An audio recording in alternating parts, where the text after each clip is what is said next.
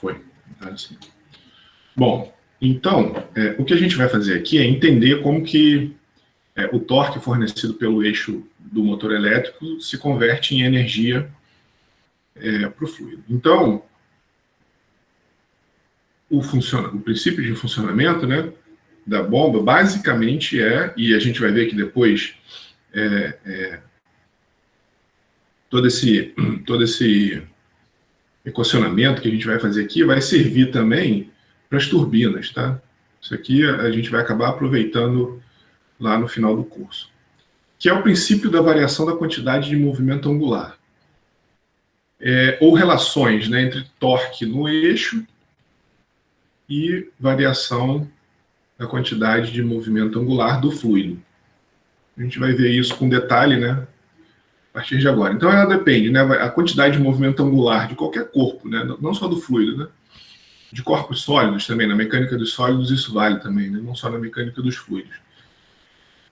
Então, a componente de velocidade do fluido na entrada e na saída do impelidor, a massa do elemento que gira e o raio do elemento que gira.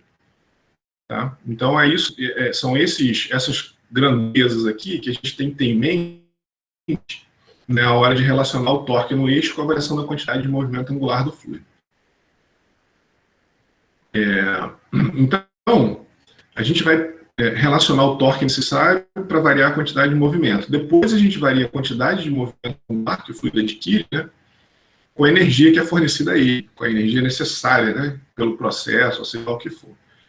Mas vamos agora só lembrar, né, alguns conceitos fundamentais de torque e de rotação. Então, da mesma maneira, e aí eu faço aqui um paralelozinho com translação, né, translação, rotação, só para a coisa ficar um pouco mais clara. Né? Então, a segunda lei de Newton, se vocês lembrarem lá, de forma mais principal, é que o somatório de todas as forças, né, esse Fzinho barra aqui, o F vetor aqui, né, está representando a soma das forças, e inclusive as superficiais e de corpo, né, as forças devido à pressão, devido à aceleração local da gravidade.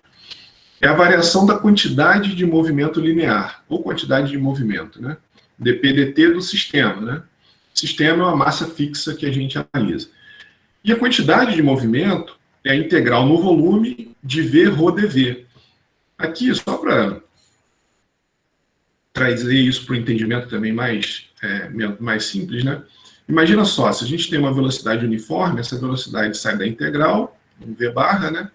Integral no sistema de ρ dV, e aí o ρ sendo uniforme também, a gente pode escrever isso como V, velocidade, ρ, massa específica, integral no volume de dV. Então fica ρ vezes o volume, isso daqui é massa, que é a nossa quantidade de movimento linear que a gente conhece, massa vezes velocidade. Então isso daqui é uma forma integral, né?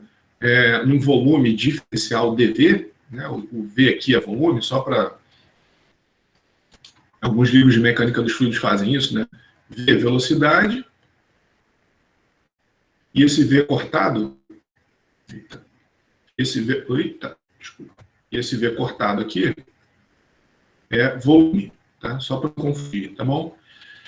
Então, a integral aqui, né, de V ρ dV. Então, isso aqui, se tudo for uniforme, se a vida for perfeita, massa específica constante, você tira tudo da integral, fica massa vezes a velocidade, que é a quantidade de movimento que a gente conhece da física lá, né?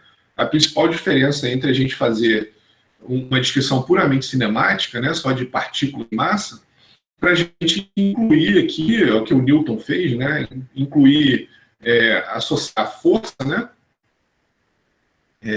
movimento, massa e força. Né? Então, essa é a grande diferença da descrição puramente cinemática, puramente de uma partícula sem massa. Né? Então, agora a gente consegue, adicionando massa na nossa vida, a gente consegue fazer essas relações de força que a gente precisa. Então, essa é a segunda lei de Newton, né? E aí, vindo aqui, né, se a gente jogar, entender a quantidade de movimento massa vezes velocidade, você deriva, né, a somatória das forças é a variação da quantidade de movimento linear. Então, assumindo massa constante, né, a massa vai para lá, mdv dt, né, entenderam? Né? Então, esse mv aqui vira o nosso famoso ma, tá? Certo? Então, eu fiz isso daqui, vamos dizer assim, toda essa discussão que a gente já conhece bem, né? Mas para mostrar que essa nomenclatura. Deixa eu apagar essas coisas aqui que eu vou ficando um pouco poluído, né? Só para mostrar que essa nomenclatura aqui, né, que vem lá do Teorema do Transporte de Reynolds, que a gente vai usá-lo agora, ela não é tão misteriosa assim, né? Ela pode ser bem simples. Então, ó, para rotação, a gente viu aqui para translação, né? E aí, para rotação, a gente tem que a quantidade de movimento angular é o somatório de todos os tipos diferentes de torque que podem agir no sistema. Tá? Então aqui ó, é o que a gente está mostrando aqui na forma vetorial, nessa nomenclatura aqui do livro lá do Fox, basicamente. Isso daqui, né? Então, o somatório de todos os torques, da mesma maneira que essa força vetorial aqui era somatório das forças, né? A gente pode dizer aqui ó, que o somatório de todos os torques é a variação da quantidade de movimento angular. Tá? Onde a quantidade de movimento angular, agora a gente tem sempre que a gente tem quantidade, né, ou propriedades que giram, né, a gente tem um raio lá associado e uma certa distância associada ao movimento. Né? Então, a força, a gente tem um momento da força, a força vezes o raio. Né? Então, aqui é a mesma coisa. O somatório de todos os torques é a variação da quantidade de movimento angular. A quantidade de movimento angular é o raio, e aí o produto escalar do raio, com essa mesma quantidade que a gente está analisando aqui, né? ρdV. Mas aqui o V ó, é ômega R, tá? Então tem um Rzinho aqui dentro também. Então esses dois caras dependem da distância. A gente pode botar um V de R aqui, se quiser, né? Então é o R, V, ρdV. V de volume aqui, V de velocidade, tá? Então a novidade aqui é que apareceu esse termo R multiplicando, né, essa multiplicação vetorial, que se a gente viesse aqui, né, e multiplicasse o R e fizesse esse cara, e aqui daria no mesmo, porque esse cara ia multiplicar aqui o V, ρdV, e o R, né, o raio, o braço de alavanca vezes a força, seria o torque. Então é um equivalente para as coisas que giram, né, para todos os fenômenos rotativos, rotatórios, da segunda lei de Newton. Tá? Então, o somatório do torque no sistema, que é o que acontece com a bomba. Né? Então, só trazendo aqui o paralelo da bomba, né? A gente tem o fornecimento de torque ali para a bomba, vai ser igual à variação da quantidade de movimento angular do fluido. Então, aqui a gente estaria olhando para o fluido, né? E aqui o eixo da bomba. Tá? Então, isso daqui é essa analogia que a gente vai usar para a bomba centrífuga e depois para a turbina, mais para frente. Não é difícil mostrar isso daqui, ó. Só para a gente. Na verdade, isso daqui é muito mais para a gente falar um pouquinho de inércia e relacionar isso com o movimento linear. A quantidade de movimento angular ela pode ser escrita como I ômega. Quem é I, o que, né, que é o momento de inércia? É R ao quadrado M. Então, também não seria difícil se a gente viesse aqui, ó, identificar que V é ômega R e calcular todas essas quantidades, ó, a gente fica com M ômega R ao quadrado, né? O ρdV aqui ficaria massa, fazendo o produto escalar, fazendo as componentes aqui desse produto escalar, a gente ficaria com R ao quadrado, que surgiu aqui, né? Do V igual a ômega R, e a massa, que é o que ele chama aqui, ó, M ômega R vezes, aqui, ó, MR ao quadrado vezes ômega, certo? Então, ó, H igual a R ao quadrado, M ômega. Que sairia aqui, né? Isso daqui, se a gente escrevesse isso na forma escalar, isso daqui seria a forma vetorial, com todos os seus componentes. Se a gente fizesse, se a gente operasse aqui nesse produto escalar, a gente ficaria com a massa, né? E assumindo de novo, né, uma série de hipóteses aqui, né? Velocidade uniforme, massa constante, massa específica constante e uniforme também, pode ser integral. Então, com uma série de hipóteses simplificadoras aqui, a gente pode... Eita, o mouse some. Bom, então, com a série de hipóteses simplificadoras, daqui a gente também pode escrever a quantidade de movimento angular dessa forma, onde I é o momento de inércia.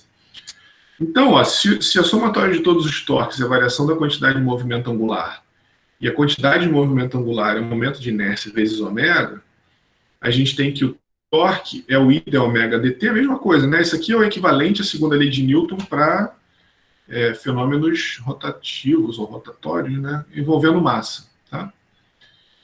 Então a gente tem aqui uma certa massa, né? Representando de forma bem geral, tem o centro da massa e o raio com relação à periferia, e aí a gente tem aqui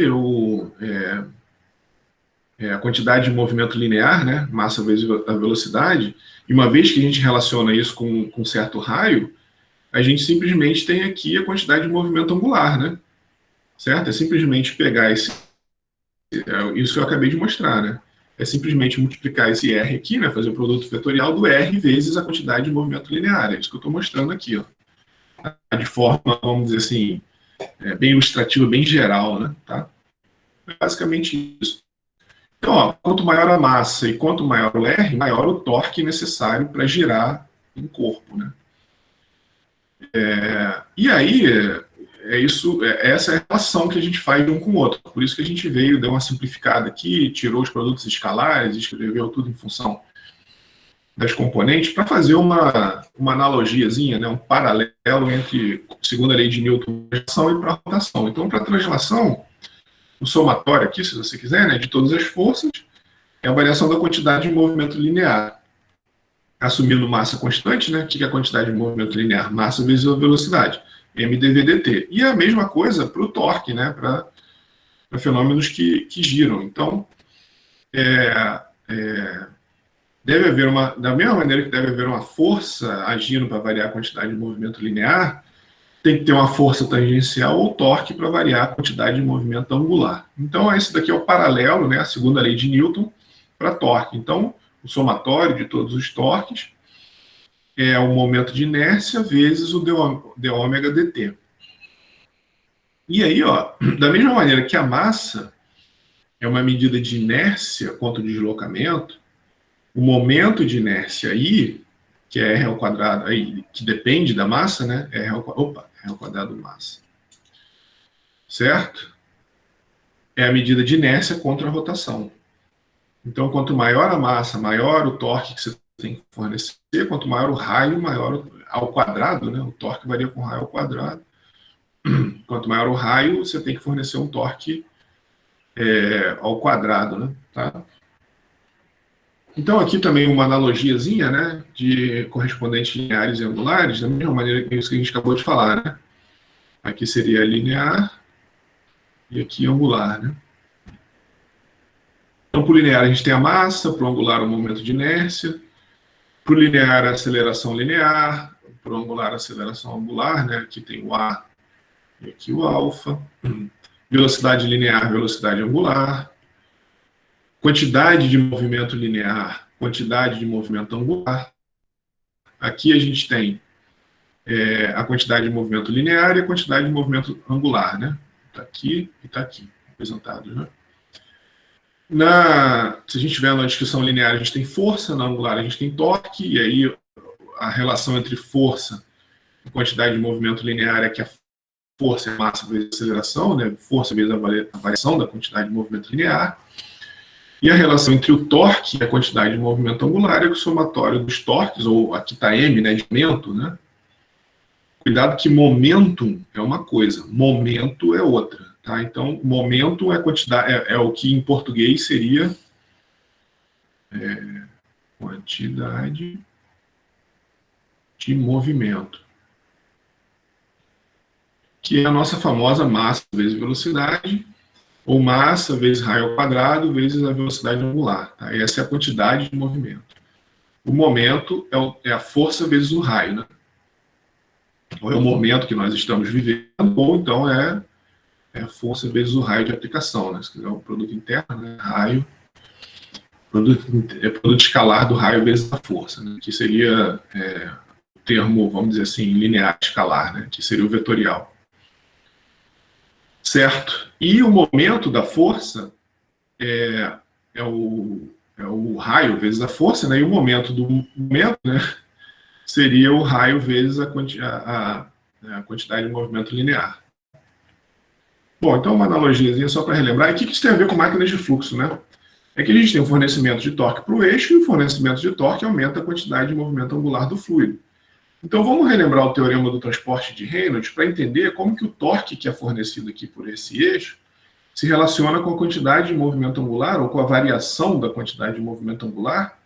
O que tem a ver esses vetorizinhos de velocidade na entrada e na saída, né? Como que o torque se relaciona com esse vetor velocidade, como que isso fornece energia para o fluido, como que isso fornece a pressão necessária para o fluido, a pressão que a gente quer, né, que o fluido adquira ali, tá?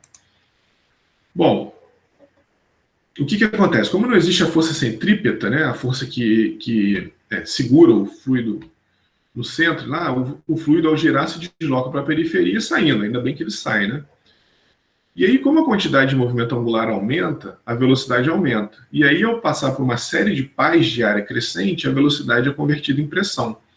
Então, o torque varia, o vetor velocidade na entrada e na saída, ele aumenta, né? Ele aumenta a quantidade de movimento angular. Então, na verdade, o que ele faz é aumentar a velocidade absoluta.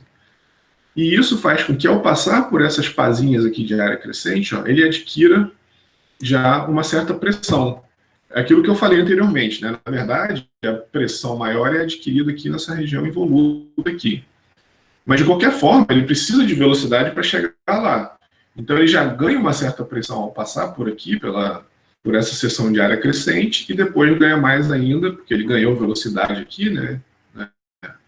A energia, o torque fornecido fez com que a velocidade aumentasse. E aí, aqui, ele tem, então, energia suficiente para converter velocidade em pressão entre essas duas regiões aqui, tá? Bom, de novo, né? A conversão de velocidade em pressão se dá majoritariamente na voluta. Agora, isso é uma coisa interessante, que suscita um pouco de dúvida, que é o seguinte: de forma global, a velocidade na entrada e a velocidade na saída tem que ser iguais, não pode ser, descarga, né?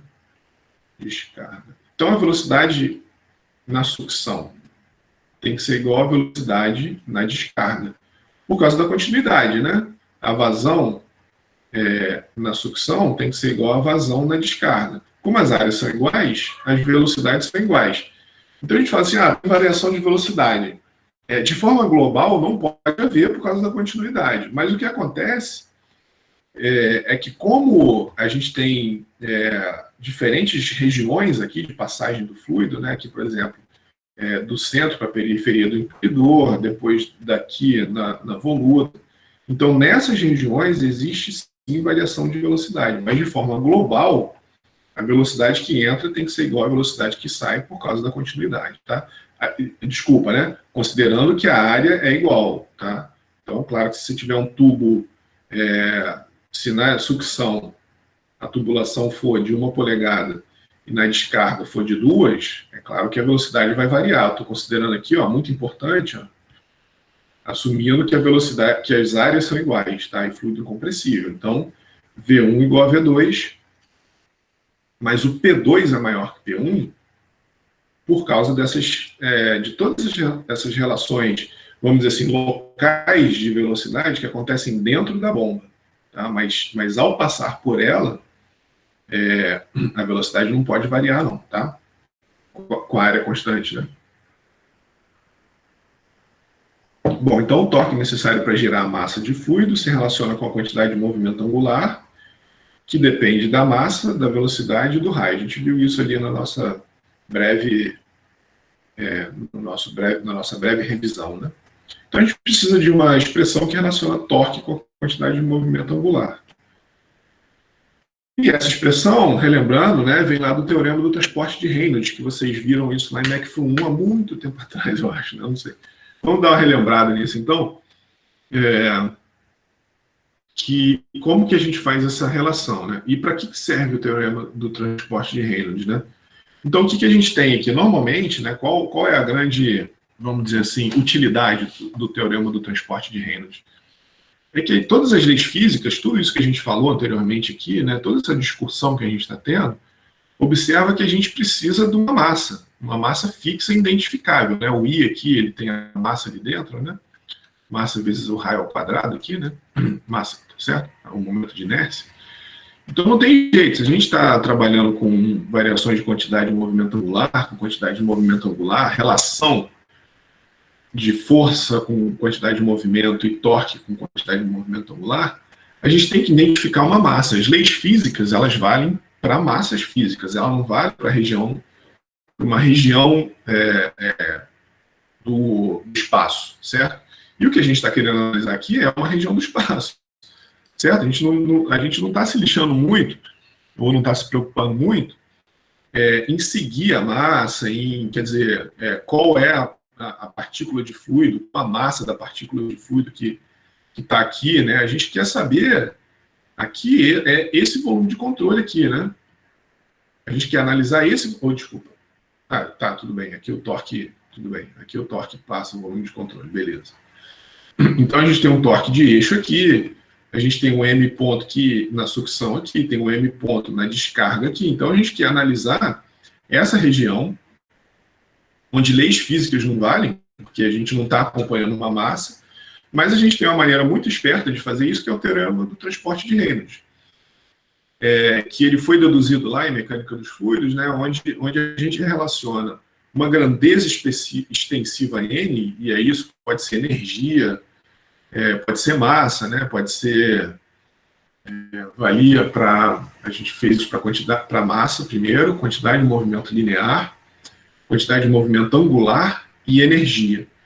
Então, a gente tem essas grandezas extensivas no sistema. O que é o sistema? É uma quantidade definida e fixa de massa. E como que isso se relaciona com uma região no espaço, que é o volume de controle, que é uma região fixa no espaço.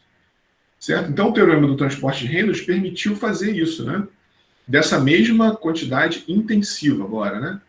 Que independe da massa.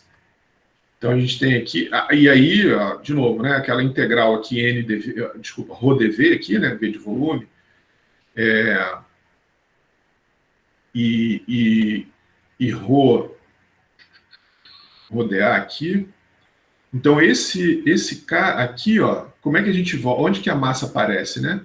Quando a gente multiplica, professor, o que é superfície de controle.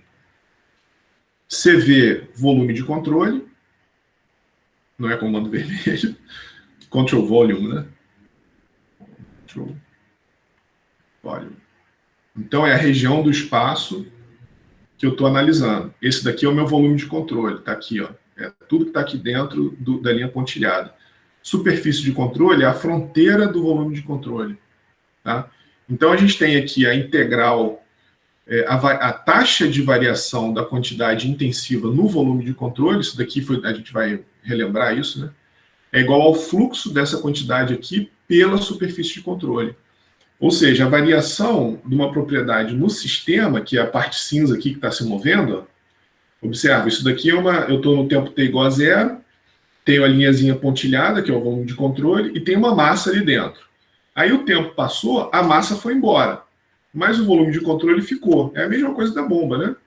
Então eu tenho aqui uma massa que está passando, mas eu estou querendo analisar o que acontece nessa região fixa no espaço, que é o meu volume de controle, pela superfície de controle. Então eu tenho fluxo de massa pelo CS, Cristiano, que é o control surface, que é a superfície de controle, um fluxo de massa que carrega massa, quantidade de movimento linear, quantidade de movimento angular e energia.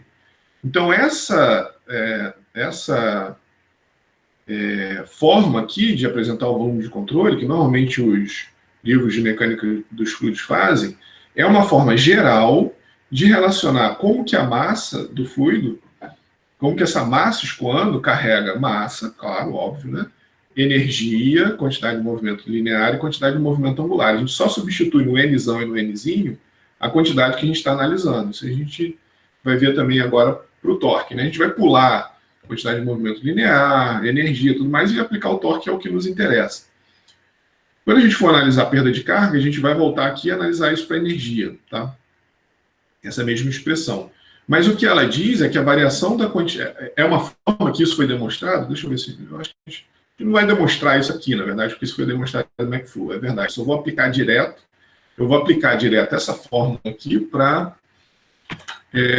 para torque, tá? Para variação da quantidade de movimento angular, certo? Então, o que a gente tem... Beleza, Cristiano. Então tá. A gente tem aqui, ó,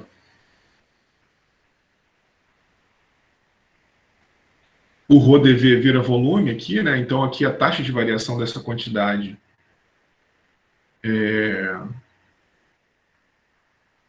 no volume de controle em si, né? Certo? Quanto que ela está variando, quanto que essa grandeza varia aqui no volume de controle. Observa que em algum ponto ele sempre vai ter massa, né? Isso daqui é interessante, porque essa é a demonstração que foi feita lá no livro do Fox, né? Então aqui ele está mostrando uma massa que estava no volume de controle e um tempo depois ela saiu um pouquinho aqui. Mas aí você teve outra que entrou, claro, né? Certo?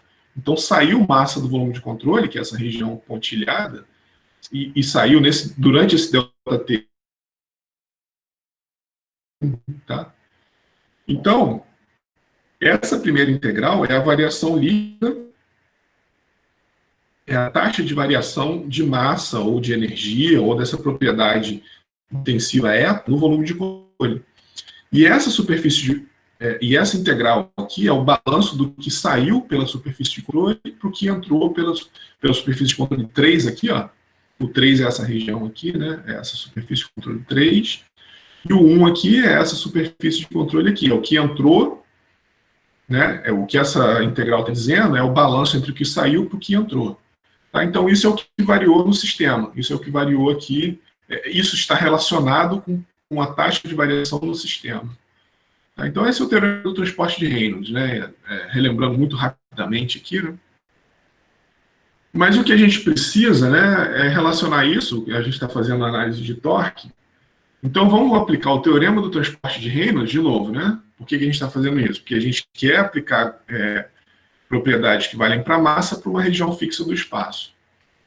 Então, a gente sabe que torque é o dHdt, o somatório de todos os torques, a variação da quantidade de movimento angular, e a quantidade de movimento angular é o produto escalar do raio pela massa vezes a velocidade, né? Se você quiser aqui, grosso modo, né? Massa vezes a velocidade. Aqui escrito de uma forma integral. Só que o seguinte, ó, todos os torques que são aplicados no sistema, ou melhor, os torques que são aplicados no sistema, eles podem ter várias origens. Podem ter origem de força de superfície, por causa de pressão, por exemplo. Pode ter origem de força de corpo, pela aceleração local da gravidade. E pelo torque de eixo, que é o que nos interessa, né? Que é um eixo cruzando a superfície de controle, o CS ali, tá? O eixo cruzando a fronteira. Então, isso daqui é o seguinte, ó, a gente observa, isso daqui também, de novo, né, vem lá de McFlu, né? A gente escreve as leis físicas de forma geral e aí relaciona isso com a nossa expressão para o volume de controle. Então, isso aqui é a expressão do teorema do transporte de Reynolds, a relação entre sistema e volume de controle, e isso é geral, e para o caso do torque, ó, a gente substitui o Nzão por H, quantidade de movimento angular, e o etazinho por raio, produto escalar do raio vezes a velocidade. Por que raio vezes a velocidade é a propriedade intensiva de quantidade de movimento angular? Porque a menos da massa aqui, né? Lembra? Propriedade intensiva é a propriedade que independe da massa. Então, se a quantidade de movimento angular é raio vezes né, o raio, produto escalar da velocidade vezes a massa, se eu dividir esse cara pela massa, sobra raio, produto escalar com a velocidade. Então, a propriedade intensiva da quantidade de movimento angular, associada à quantidade de movimento angular, é o produto escalar do raio vezes a velocidade. Tá? Então, é o que está escrito aqui, ó. Então, se a propriedade extensiva, dependendo da massa e quantidade de movimento angular, a propriedade intensiva é simplesmente o produto escalar do raio ali, né, pela velocidade. Então, eu substituo o N aqui, o Hzão, e o etazinho, o raio vezes a velocidade ali dentro, e aí eu fico com isso daqui, ó. Tá? E eu relaciono, né? Então, se eu substituir aqui, ó, dH dt, voltando aqui, ó, quem é o dH/dt? Somatório de todos os torques. Quem é o somatório de todos os torques? Todas essas parcelas aqui que podem fornecer torque para o volume de controle. Tá certo? Então, esse pulo aqui está omitido, né? Por que substituindo H eu cheguei nesse cara, mas eu acabei falando agora, tá? Ele não está aqui na transparência. Então, substituí o Nzão por H, isso virou DHdt, voltando um slide aqui, DHdt, somatório de torque, esse cara aqui. Beleza? Comentei, aí você fala, não, pô, mas isso é no sistema, como é que você faz? Por que você jogou isso para o volume de controle, né? Por que aqui tudo foi para o volume de controle? Porque existe um certo tempo t igual a zero aqui, ó, que o sistema e o volume de controle coincidem. Então, por isso que eu posso dizer, aqui também faltou uma outra coisa, né? Para fazer essa igualdade aqui, ó, faltou falar aqui, ó, para t igual a zero, sistema... Opa, botei... Bom, tudo bem. System igual contra o volume. Vou deixar tudo em inglês, então, já aqui. Sistema igual ao volume de controle. E aí, como é que ele evolui no tempo, né? Pelo teorema do transporte de Reynolds. Como é que você sabe essas taxas de variação aqui? O teorema do transporte de Reynolds vai dizer quanto que acumulou e a variação líquida do fluxo dessa propriedade eta pela superfície de controle, tá? Beleza? Então a gente faz a igualdade aqui no tempo t igual a zero e essa expressão aqui evolui no tempo. É responsável por evoluir no tempo. Então eu posso igualar, então por isso que eu posso dizer aqui, ó, que o dN dt para o sistema, isso aqui no tempo t igual a zero, né, é igual a todos os torques que agem no sistema, que é igual a todos os torques que agem no volume de controle. Tá? E aí, essa parcela aqui vai ser responsável por evoluir as coisas no tempo. Eu tenho a taxa de variação da quantidade de movimento angular no volume de controle e a taxa do fluxo de quantidade de movimento angular do volume de controle, né? O que sai menos o que entra. Se você pensar em massa, né? Normalmente eu gosto de fazer essa associação com massa, porque a massa é muito mais intuitiva. Então, a massa no sistema não varia, isso daqui é zero, né? Para a massa, tudo isso é zero. Então, como que o volume de controle pode variar a massa? Como é que você pode imaginar que a massa varia? Colocando massa para dentro do volume de controle. Então, a taxa de variação de massa no volume de controle é a taxa de fluxo, né, de massa para o volume de controle. Então, se o que entra é maior que o que sai, acumula. O que sai é o maior que entra, você diminui o dm dt, né, por causa da massa. Tá? Bom, mas aqui a gente está falando de torque, né? Então, todos os torques que são envolvidos ali, né, o torque de superfície, de força de corpo e de eixo, que pode ser maior ou menor que zero. Se você está... A nomenclatura não.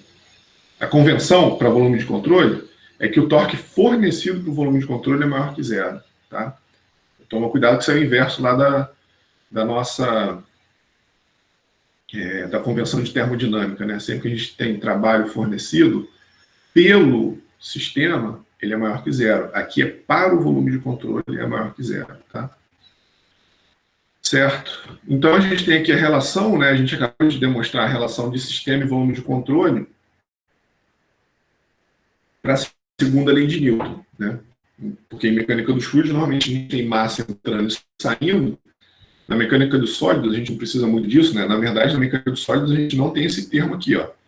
Porque não existe massa entrando e saindo de uma partícula que a gente está analisando, né? Na mecânica dos sólidos, a gente está analisando aquela partícula e a gente fica com ela ali, né, na dinâmica, né? A gente fica acompanhando aquela certa partícula de massa muito bem identificada. Aqui, na mecânica dos fluidos, a gente precisa desse termo porque a gente tem massa carregando quantidade de movimento angular, a gente tem massa carregando quantidade de movimento linear, a gente tem massa carregando energia. Então a gente precisa desse termo aqui, ó, que faz com que a gente corrija, né, a relação entre massa e volume de controle. Tá? Certo. Agora a gente pode simplificar, né? Isso que é o mais... que é a hora que a gente sempre espera, né? Vamos simplificar para tornar as coisas bem simples, né? Olha só, os torques devido às forças de superfície podem ser ignorados porque a gente tem um torque de eixo muito grande ali, né? Que é o que a gente quer, na verdade. A gente quer o torque de eixo, então qualquer torque relacionado à pressão, a outro tipo de de força de corpo, até a gente ignora aqui. Ó. Então, os torques de força de superfície, torque devido à aceleração local da gravidade, vai embora porque esse cara é muito maior. Que é o que a gente quer, né? É o eixo fornecendo, é o eixo da bomba aqui, ó, fornecendo o torque. Esse que é o torque de eixo, que ele sobrepõe sobre qualquer outro torque que pode entrar aqui, porque é o objetivo final da bomba, né? E da turbina é fornecer torque. Da bomba é receber torque. Tá? Então, esse é o torque que a gente está interessado, a gente ignora todos os outros, só sobrou torque de eixo. E a gente considera, de forma geral, que esses dispositivos estão operando em regime permanente. A vida deles é operar em regime permanente. Né? Você liga uma bomba e você quer que ela fique ali funcionando eternamente. Dificilmente a bomba liga e desliga, e dificilmente vamos dizer assim, o período de operação da bomba é no transiente. O período mesmo por mais que ela fique ligando e desligando, o tempo para ela atingir o regime permanente é muito curto perante o tempo que ela vai ficar ligada. Você quer que ela ligue. Você comprou uma bomba e instalou para ela ficar ligada bombeando fluido. Então a gente despreza o regime permanente. Desculpa, o regime transiente, né? Então esse DDT aqui vai embora. Então só sobrou uma relação entre torque de eixo e a taxa líquida do fluxo de quantidade de movimento angular pelo volume de controle. Ou seja, quanto do fluxo de massa entrando e saindo ali, né? Quanto que o torque do eixo vai variar a quantidade de movimento angular do fluido, que, grosso modo, né, para a gente, o que mais nos interessa é esse cara aqui, ó, é a velocidade, tá? Beleza? É isso aqui que é o principal fator que vai transformar torque em energia depois do fluido. E é, inclusive, a forma geométrica a relação, né, entre a velocidade na entrada e na saída, que classifica as bombas entre centrífuga pura, fluxo misto, axial, tá? Então esse cara aqui desempenha um papel crucial na questão das bombas centrífugas, nas turbobombas, beleza? E aí, ó, para uma turbomáquina, né, o trabalho fornecido para uma turbomáquina com entrada de trabalho, né, uma bomba, certo? Que você fornece trabalho para ela, certo? O torque necessário causa uma variação na quantidade de movimento angular do fluido. Para uma turbomáquina com trabalho, aqui é trabalho de entrada e aqui é trabalho de saída, né? Trabalho fornecido para o volume de controle e trabalho fornecido pelo volume de controle, que seria uma turbina. Uma turbina. O torque produzido aqui, né, as palavras-chave, né, torque necessário, requerido e torque produzido, é devido à variação, né, da quantidade de movimento angular do fluido. Então, essa equação é tão importante e ela é tão característica no dimensionamento, no equacionamento desses dispositivos, que eles também podem ser caracterizados como dispositivos... A gente vai ver o nome dessa equação, deixa eu ver se está no próximo slide. Um pouquinho mais para frente, eu vou falar como que a gente relaciona a bomba com essa expressão aqui, e ela tem um nome. Bom, mas agora o importante da gente ver agora, para não pular isso que é importante também, é o seguinte, olha só. Vamos pegar agora essa expressão que a gente chegou, né, essa expressão geral aqui que a gente chegou, essa relação de torque com quantidade de movimento angular, e relacionar isso, fazer um volume de controle agora, específico ali no impelidor. O que eu estou fazendo aqui? Estou pegando um formato bem genérico do impelidor, tá? Isso daqui seria essa parte aqui da bomba, né? E estou aplicando o teorema do transporte de Reynolds agora, que resultou dessa relação aqui, para esse volume de controle. Tá? Então, vou ver a aplicação dessa equação para uma máquina ou máquina, né? A gente seleciona um volume de controle fixo, que está englobando um rotor generalizado de uma turbomáquina, né? E depois a gente vai ver que isso daqui serve também para turbina, mas uma turbomáquina é uma coisa bem geral ainda. Depois a gente vai particularizar cada elemento interno aí do dispositivo, né? Onde o U aqui refere à velocidade do rotor, tá certo? Aqui, ó, o rotor está girando, né? O impelidor está girando. Nessa velocidade, no raio R igual a 1, ele tem essa velocidade angular, R1 ômega, na entrada, né? Aqui está o olho do impelidor, o fluido entra aqui para dentro da tela, né? Estou fazendo uma setinha aqui para dentro da tela. E ele sai aqui radialmente, aqui, né? Tá? Saindo aqui com essa... na verdade, ele sai com uma composição de velocidade, mas depois a gente vai ver já como que essa composição é feita. O rotor gira nessa velocidade angular que pega no raio R igual a 1, né, na entrada aqui das pás do rotor, ele tem essa velocidade linear 1, que é R1 ômega. E aí ele passa pelas... Aqui, eventualmente, a gente tem as pás aqui, né, que elas podem ser radiais, depende do ângulo aqui, né, a gente vai ver que pode ter diversas configurações, ou para frente, ou radial, ou para trás. Mas ao passar pelas pás, a gente não está muito importando agora com essa questão da geometria das pás, a gente só está querendo entender que ele entra aqui e sai aqui no raio R igual a 2, né? Enfim, ele não entra aqui e sai aqui, né? Ele entra aqui e é encaminhado para a periferia. Aonde ele vai sair a gente não sabe. Aqui só está caracterizando raio 1 raio 2, né? Esse impelidor tem raio interno R1, raio externo R2. Então a velocidade linear é R1 ômega, a velocidade linear da saída é R2 ômega, tá? Então, U se refere ao rotor e V ao fluido, né? Então, V, o fluido, a gente vai ver essa componente de velocidade, mas essas velocidades V's aqui, que a gente vai estudar com detalhe, ela se refere ao fluido saindo aqui, eventualmente, né? Entrando em 1 e saindo em 2. A gente vai ver essas componentes de velocidade aqui, como que elas são afetadas pela velocidade relativa do fluido e pela absoluta alguém aqui, né? Esse aqui seria o referencial absoluto, alguém parado aqui do lado de fora olhando para o impelidor, e essa VN1 é alguém que está junto aqui, né? Está olhando ali o fluido saindo no referencial do volume de controle. Então vamos estudar com calma cada uma dessas componentes aqui, né? Então ele entra radialmente, né? Na localização R1 aqui, ó. Ele entra aqui R1, então aqui esse triângulo de velocidade poderia estar desenhado aqui também, só para não ficar... observa, né? O fluido está entrando por toda a periferia. Isso colocou a velocidade angular aqui nesse local e o triângulo de velocidade do fluido aqui para não ficar muito poluído a imagem, né?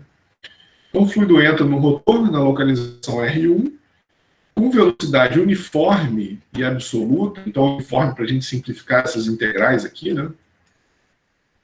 Essa velocidade pode sair da integral, né? Porque a gente está considerando que a velocidade é uniforme e absoluta V1. Então, essa velocidade V1 aqui, ó, é a velocidade que esse cara aqui, no referencial inercial fixo aqui do lado de fora do rotor, está vendo o fluido entrando, tá? Ele sai, aí o fluido passa aqui pelo rotor, né? E vai sair lá na periferia, né? Com a velocidade uniforme absoluta V2. Vamos ver como é que a gente chega nessas velocidades absolutas em função da rotação e da velocidade relativa Vn, aqui, Vn1, Vn2. Vamos ver isso. Então, ó, V1 é a velocidade absoluta com relação a esse sistema de coordenadas x, y, z. Né? Imagina que o z estaria para dentro ali, né? De alguém do lado de fora. O Vt1 é a velocidade absoluta também, e ela depende do U, certo? Esse Vt1 aqui, né, que é a projeção do V1 aqui na tangente aqui, ela vai depender dessa velocidade. A gente vai ver por quê, né? Essa velocidade é a projeção, é a soma vetorial de U com a velocidade com que o fluido sai aqui sai do impelidor aqui, né? Que ele entra aqui e sai lá, tá? O Vn1, né? Nesse caso, é relativo, seria a componente normal aqui do V1, né? Seria a componente normal. Aqui o que a gente está fazendo, no princípio, depois a gente vai ver essa soma vetorial. Aqui o que ele está fazendo é o seguinte, é uma coisa até mais simples do que o que eu estou tentando explicar aqui, né? Ele sai com a velocidade absoluta V1, e essa velocidade absoluta tem componentes tangenciais e normais. A gente vai ver como a gente chega nessa velocidade V1 em função da velocidade de rotação aqui, né? E da velocidade relativa. Ela não está mostrada aqui. a velocidade relativa, a gente já vai ver isso um pouquinho mais para frente, mas a única coisa que ele está mostrando aqui, ó, é que o fluido entra no impelidor com uma velocidade absoluta V1, de quem está vendo aqui o impelidor girar, essa é a velocidade, e essa velocidade tem dois componentes, tangencial e normal. Tá? Essa velocidade aqui, depende desse cara aqui, né? Ele depende, a velocidade absoluta, como todo o volume de controle está girando, ela depende da velocidade de rotação e da velocidade relativa com que o fluido entra ali. A gente vai ver isso com mais detalhe. Por hora, é só importante entender que a velocidade absoluta, que é uma soma vetorial, tem duas componentes, tangencial e normal. Tá? Por hora, é uma coisa hiper simples, né? Só entender isso. Depois a gente vai ver como que a gente chega na velocidade V1, V2 aqui, né? Que é uma velocidade absoluta que depende de velocidades relativas. Tá? Então a mesma coisa vale para o 2 ali, né?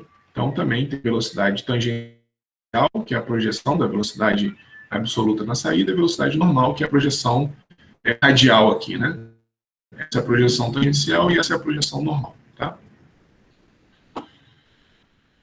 Então, ó, se a gente aplicar agora o teorema do transporte de Reynolds para todas essas hipóteses aqui, ó, escoamento uniforme na entrada e na saída, na forma escalar, a gente tem essa relação aqui, ó.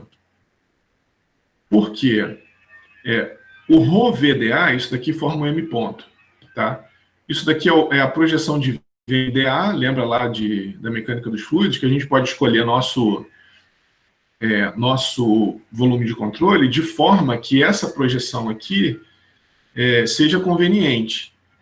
Então, a projeção de VDA aqui, ó, nesse caso, só vai sobrar o VN1, né? Lembra que isso daqui é o produto interno?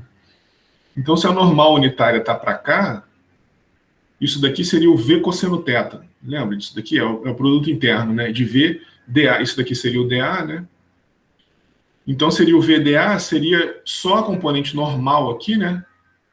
Certo? Que contribui, seria o VN1 vezes A, vezes essa área aqui toda, né? Seria toda essa velocidade normal aqui que sai, vezes a área ali.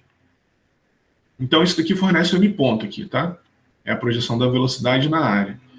E esse cara aqui, ó, o produto escalar do raio com a velocidade, observa que o produto escalar só sobra também quem é perpendicular, né? Quando você faz o produto escalar, você tem que pegar a componente perpendicular ali. Então, a componente perpendicular do raio, entre o raio e a velocidade, o raio aqui, né? Seria só a velocidade tangencial aqui, ó, tá? Então, aqui está o raio. Então, o raio, produto escalar do raio vezes o V, é o R2VT2 menos R1VT1, tá? Aí aqui na superfície de controle 1 e na superfície de controle 2 ali, certo? Então, isso daqui, né, seria um pulo aqui, as coisas não estão detalhadamente mostradas aqui nos slides, mas é fácil entender isso daqui, né? Esse cara é o responsável pelo M ponto, pela vazão, e esse produto escalar aqui é que fornece, né, isso daqui na superfície de controle, então isso daqui poderia ser escrito assim, né, integral na superfície de controle 1 do R vezes V ρ VDA mais integral na superfície de controle 2 do R, produto escalar com V, o VDA, certo? Que aí são as duas superfícies de controle que a gente tem, né? 1 e 2.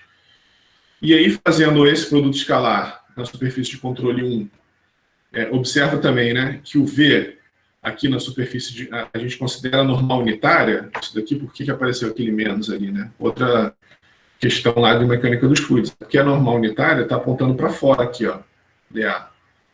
E a normal unitária aqui apontando para fora. A normal unitária sempre aponta para fora do volume de controle, nunca para dentro. Então, e a velocidade está vetorialmente para dentro. Quando você faz esse produto escalar aqui, VDA, eles estão com sentido inverso. Então, seria o V cosseno θ, né? VDA cosseno θ. Isso que é um produto escalar. Então, o cosseno de 180 é menos 1. Então, por isso que aqui aparece esse menos R1 VT1 aqui, né? certo? Por causa justamente desse produto escalar. Por isso que na entrada é negativo e na saída é positivo, porque o dA está para fora, o V também, então o produto escalar, aqui o cosseno de 0 é 0, é 1, desculpa, o cosseno de 0 é 1, então aqui você tem esse cara aqui como M ponto mesmo, né? E aqui no 2 é o M ponto, né? Na saída é R, VT2, M ponto, na entrada menos R1, VT1, M ponto, tá? São tudo conceitos lá de questões que vocês aprenderam em MacFlu 1 lá, na parte do teorema do transporte de Reynolds, tá? Então, essa é a forma escalar do teorema do transporte de Reynolds para variação da quantidade de movimento angular, né? Para a relação entre a variação da quantidade de movimento angular e o torque de eixo, certo? Então, o torque de eixo vai fornecer essa variação de quantidade de movimento angular no fluido aqui, ó. R2 VT2, né? Que é isso daqui, ó, o R2 vezes a velocidade tangencial em 2, menos R1 vezes a velocidade tangencial em 1, vezes o M ponto. Tá? Então, essa é a variação da quantidade de movimento angular que resulta do torque do eixo sendo aplicado aqui no caso de uma bomba, né? Ou essa variação de quantidade de movimento angular do fluido fornece o torque de eixo para uma turbina, certo? Essa daqui é normalmente chamada de equação das turbomáquinas de Euler. E aí, por isso que é isso que eu estava falando lá atrás, mas como só apareceu agora essa equação, né, a equação de Euler, as máquinas, as turbomáquinas ou máquinas dinâmicas também podem ser caracterizadas como dispositivos que respeitam a equação de turbomáquinas de Euler. Tá? Então, todas as equações que respeitam essa, ou que podem ser descritas, né, a relação de torque com a variação da quantidade de movimento angular, elas também podem receber essa nomenclatura, né? Equação que respeita dispositivo que respeita a equação de turbomáquina de Euler, ou equação de Euler, tá? Por isso até que a gente vê que para a mesma vazão a gente precisa de muito mais torque para bombear água do que ar. Porque a massa específica aqui dentro, né, isso daqui é ρ vezes, M ponto é ρ vezes Q, então para a mesma vazão volumétrica, a massa específica da água é muito maior, né? O ρ da H2O é 920 graus Celsius, né? Quilo por metro cúbico, e o ρ do ar é 1,23 kg por metro cúbico, isso daqui é 20 graus Celsius, né? Aqui no CNTP, né? Condição normal de temperatura e pressão. Então a gente precisa de muito mais torque para bombear água do que ar, justamente porque o M ponto aqui, ele é na mesma vazão volumétrica, né? Ele é